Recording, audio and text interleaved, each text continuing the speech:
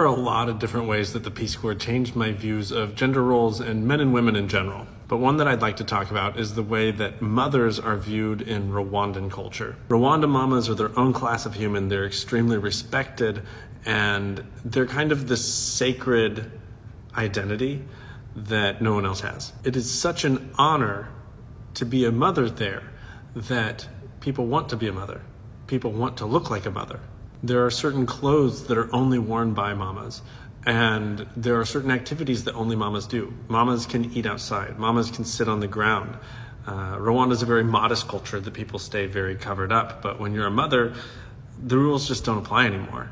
You're a mom. You do what you need to do.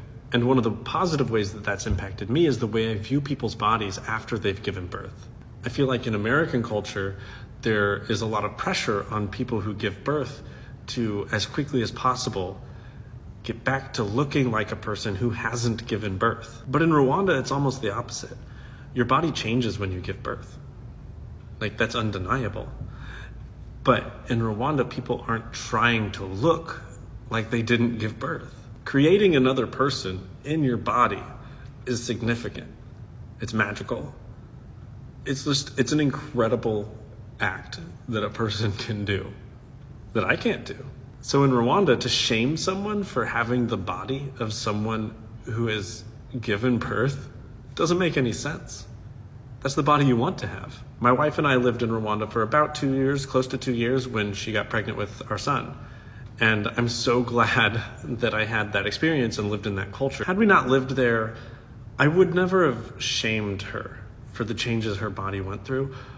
But I was excited. I was excited to see her body change through pregnancy and through childbirth. I went into that process with the expectation that her body would never be the way it was before.